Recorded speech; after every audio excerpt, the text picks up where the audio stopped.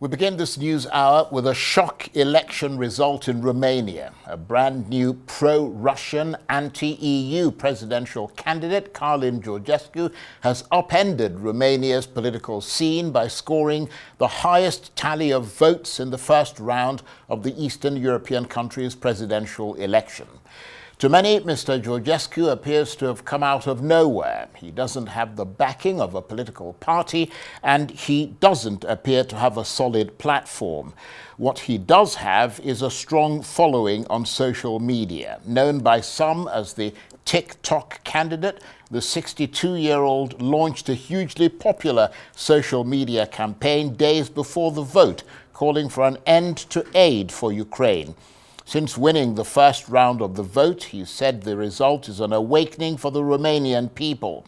He'll face the centre-right candidate, Elena Laskiewicz, in a runoff election next month. The Prime Minister, Georgescu, failed to make the second round. He's already resigned as leader of his Social Democratic Party. Analysts say the result was completely unexpected, the first time traditional parties have been crushed in an election, and could have a negative impact on Romania. Of course we have expectations. The situation in the country is not very good, economically, socially, you name it.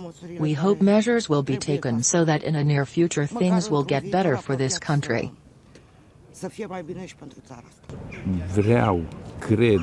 I would like to believe that things can change if the chief of state becomes a bit more involved, of course without demanding, and he would say, look, things are like this, we need to sit and talk and see what we can do, cards on the table and with goodwill, because we rather lacked goodwill in the past mandate at the Cotroceni Palace.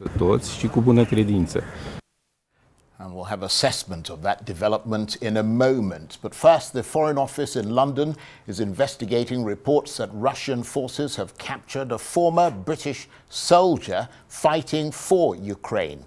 The 22-year-old man is believed to have been detained in the Kursk region in southern Russia. In a video circulated online, the man said he went to fight for Ukraine, having previously served in the British Army. Russia is fighting to recapture the part of the Kursk region which was seized by Ukraine in August.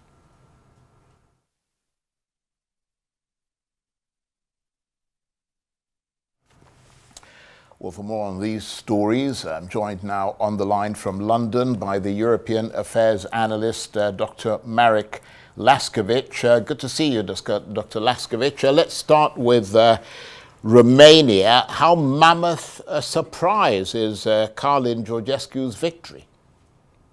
It is a very interesting development. Not entirely a surprise if you come to think of it in world terms. He's, after all, following the well-trodden path of Trump. He doesn't have anything to do with the mainstream media, nothing with the parties, all of which appeared compared to him as tired old parties, tired old media. He's where the action is, on the social media, just like Trump. He has a very simple populist message, which goes down very well with voters. And after all, the Romanians are a nationalist like any other nation, and they've gotten tired of simply seeing, as Trump put it, someone turn up and take away $50 billion. Of course, in Romanian terms, he didn't take 50 billion, but it's the thought, it's the same principle. Moreover, I think that there's behind this and also a second aspect. They're tired of the EU and the EU telling them, because they're endless directives from the EU, of course, what they must do and what they mustn't do. And this cozy German-French cabal does not sit well in Eastern Europe. There are all sorts of laws which they don't like. So there's an aspect of that as well. But primarily, it's because the Poles, if you like, are biased. They are from, if you like, these mainstream media. And it's not the first time they suddenly come to realize there's a vast number of people out there who are dissatisfied. Exactly what Trump cashed in on. And so now in Romania. But I mean, why is he seen as a pro-Russian candidate? He's, to be exact, he's simply pro-Ukraine would be more accurate. To really summarize him, you have got to turn to Orban. Orban is, if you like, the Eastern European model. And what he said was very interesting. In the coming war between Russia and Ukraine, I'm on Hungary's side. And what has happened is the government in Romania is seen to be either a lackey of the EU or at least simply following orders and not really concerned with Romania's own interests. Now, what Orban has made it very clear and has shown up, in a sense, the EU to be a paper tiger, is that he will put Hungary's interests first. And also, he has quite clear views which are non-woke. And as far as I can tell, Georgescu is equally that, and which actually fit in much closer to how the East Europeans go about their daily lives as opposed to the West Europeans. And for all these reasons, it's not exactly to say he's pro-Russian, simply not pro-Ukrainian, but he is one of the people who has, in his past, admired Putin. And by that's not by any means unusual. Trump has also done that. And so therefore, I would simply say he is tired of the war. Romanians are tired of the war. They don't see why they, who are not a rich country, please note, should carry on supporting Ukraine.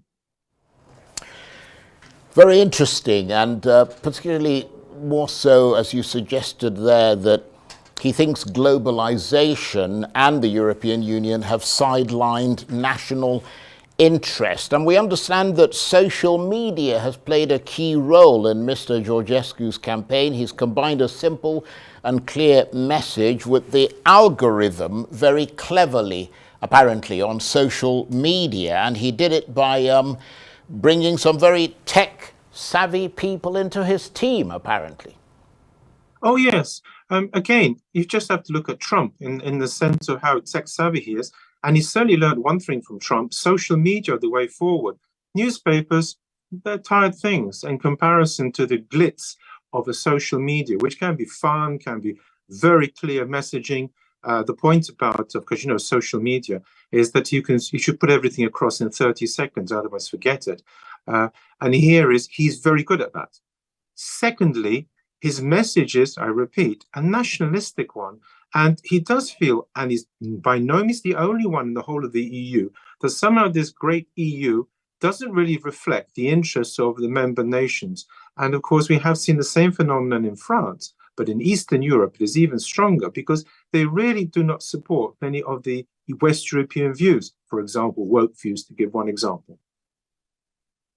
Yeah, but to be honest, I find it quite astonishing that he reckons that Romania's best chance lies in being closer to Moscow. In any case, I mean, do we know, you might have mentioned this earlier, and I apologize if you already have, but do we know where he stands on the big issue of Ukraine? Because Romania shares a very long border with Ukraine, but at the moment Romania has taken in a lot of Ukrainian refugees, and it also takes a lot of grain from Ukraine. Would you expect Romania's position on Ukraine to change substantially if Mr. Georgescu wins the second round? Yes, I do. Please also remember that not everybody looks askance at Russia. The reason is that Russia is a huge market, has many raw materials, and some people even like the style of government in Russia, even though this may sound absurd to Western ears. Moreover, they also like the fact that Putin himself is non-liberal, and quite clearly Georgescu is non-liberal, as is Orban. And so for all these reasons, yes, he's leaning more towards Russia. That doesn't mean to say that he plans to support Russia militarily or anything like that, far from it. But on the other hand, it is a point to note that Zelensky has had opportunity after opportunity to present a credible peace plan, and he simply is going for, if you like, for broke, that Russia must leave all occupied territories. And in many areas, and not just there, please listen to Trump and his advisors, there's a feeling that a more reasonable peace process might actually result in the end of this war, and I think he reflects this too. But I mean, aren't Romanians worried about a potential threat from Russia, or is it all about a resentment of sort of Ukrainian refugees coming across the border and that sort of thing? There is indeed some resentment. It's actually resentment not just in Romania, in other places too. There is that. They don't see the threat from Russia for several reasons. For a start, actually, Putin never has threatened Romania in any of his speeches. Poland, sure, but not Romania.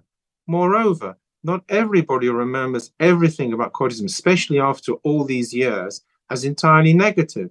And therefore, for all these reasons, we have a Romania which is quite prepared, so to speak, to live with Russia as it is. And I would expect him to play a different role, namely pushing for peace, so that some sort of compromise is set up. Well, let's move to a different part of the former Soviet Union, the one that we were just talking about, Ukraine, where reports are emerging of the capture of a former British citizen, British soldier, by Russian forces in the Kursk region. We understand he went to fight for Ukraine. Tell us more. Yeah, what is bound to happen when you get people volunteering, if you like, individuals, sooner or later, one of them will be captured. I imagine there are more people there than just him. What has happened is that he is unlucky enough to be captured. And of course, a huge propaganda coup it is for Putin. He can show that the British there are ready. He's captured them, because any capture of Western troops goes down very well in not just Russia, but other places around the world. The West finally, so to speak, being defeated. Actually, it is most unfortunate. And he's, if you like, a victim of the fact that the Russians are now sweeping forward in Kursk.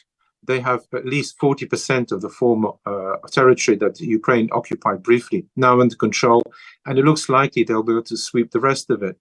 But for Putin, it is a PR coup, and let us hope that nothing happens to the individual concerned, and that there's some sort of swap process will be organized.